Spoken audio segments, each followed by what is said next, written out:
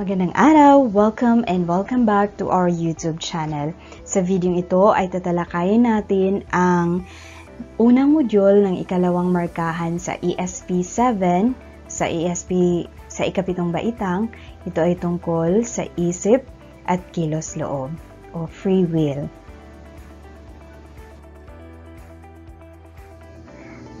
Ang ating talakayan ngayon ay nakabatay sa most essential learning competency o kaalaman pampagkatuto na ating makikita sa screen.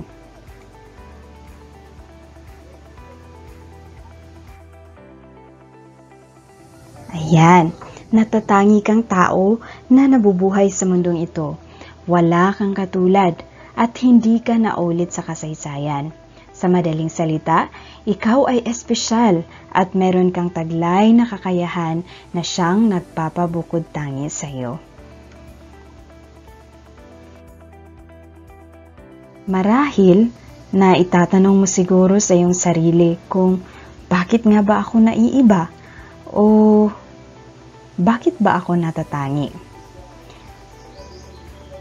At yan ang tatalakayin natin sa module na ito, kung ano ba ang kinalaman ng isip at kilos-loob sa iyo bilang isang tao at bilang isang natatanging tao.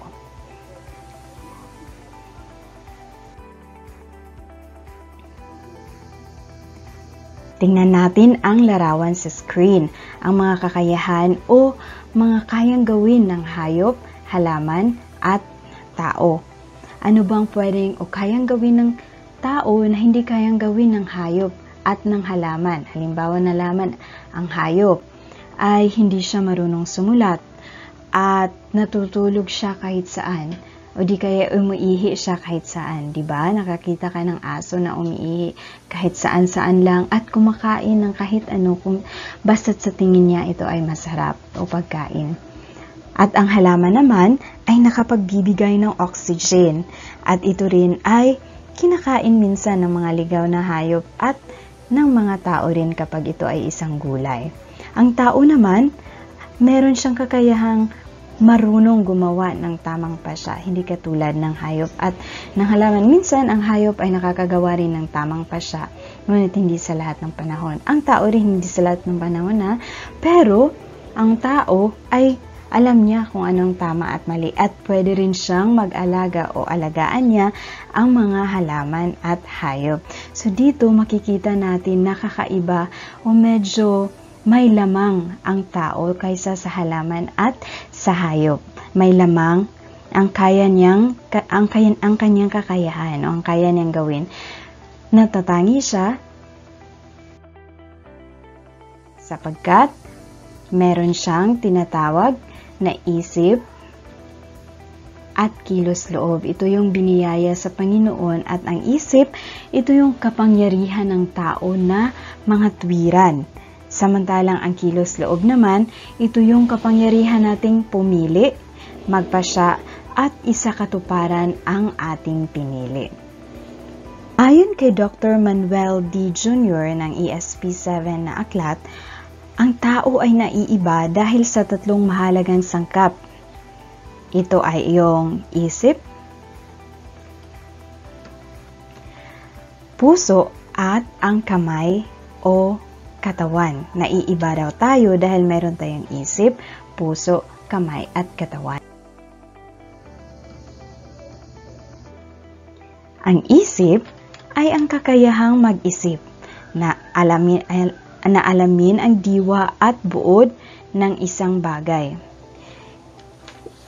Ito yung kapangyarihan ng tao na maghusga. Alam natin may kapangyarihan tayong mga tuwiran. Marunong tayong magsuri at mag-aalala at umunawa ng kahulugan ng mga bagay-bagay.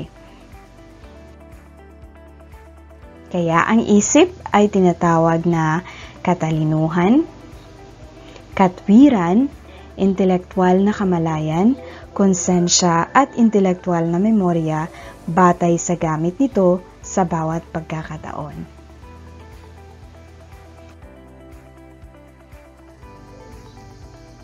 Ang puso naman Ang pangalawang sangkap ay maliit na bahagi ng ating katawan na bumabalot sa buong pagkatao ng isang tao.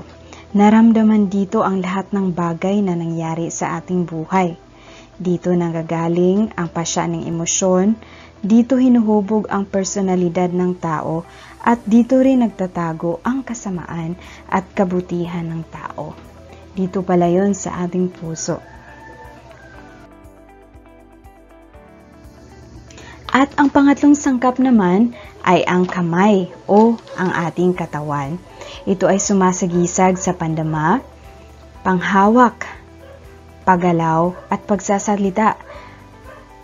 At ito rin ang karaniwang ginagamit sa pagsasakatuparan ng isang kilos o gawa. Napakahalagang bahagi ng pagkatao ang katawan dahil kagaya ng emoticon na ating makikita sa screen, ang katawan ang ginagamit upang ipahayag ang nilalaman ng isip at puso sa konkretong paraan. Halimbawa, kung mahal mo kapag Valentine's Day o Mother's Day, binibigyan mo ng bulaklak o nagdo-drawing ka ng heart at ibinibigay mo ito sa iyong mama.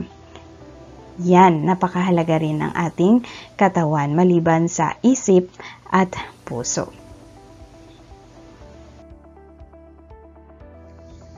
Okay, to wrap it up, natatangi ang tao sapagkat kawangis ng Diyos ang tao at dahil mayroon tayong kakayahang makialam at magpasya ng malaya at pinagkalooban tayo ng sariling isip at kilos loob.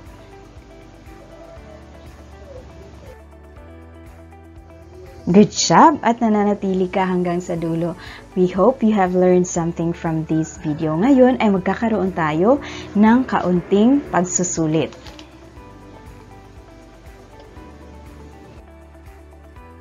Subukan mong sagutan ang sumusunod na mga katanungan. Basahin o pakinggan at unawaing mabuti ang mga tanong. Unang bilang, bakit sinasabing kawangis ng Diyos ang tao? A. Dahil ang tao ang nangangalaga sa lahat. B. Dahil kinakain niya ang halaman at hayop. C. Dahil sa kakayahan niyang makaalam at magpasya ng malaya. You got it right! Ang tamang sagot ay letter C. Dahil sa kakayahan ng taong makaalam at magpasya ng malaya, siya ay kawangis ng Diyos. Pangalawang tanong, dito nanggagaling ang pasya at emosyon ng tao at hinuhubog ang kanyang personalidad. Anong sangkap ito ng tao? Kung matatandaan natin, mayroong tatlong sangkap ayon kay Dr. Manuel D. Jr. A. Isip, B. Puso, C. Kamay at katawan. Very good! You got it right again. The correct answer is letter B o puso. Pangatlong tanong, ano ang pangunahing gamit ng isip ng tao? A. Gumawa, B. Mag-isip, C. Umnawa. Tumpak, ang sagot ay letter C. At ang panghuling tanong, sinasabing ang tao ay natatanging nilalang. Alin sa sumusunod ang nagpapakita ng pagkakaiba ng tao sa hayop at halaman? A. Ang tao ay may isip na marunong umunawa, puso na nagpapakita ng emosyon, at kamay at katawan na naglalapat ng ninanais gawin. B. Ang tao ay kumakain ng hayop. Ang tao ay kumakain, ang hayop ay hindi. C. Ang tao ay nabubuhay ng mas matagal kaysa hayop at halaman. Ano kaya ang tamang sagot? Correct! It's letter A. Nagagalak ako at marami kang natutunan sa video ito. Maraming salamat sa panonood.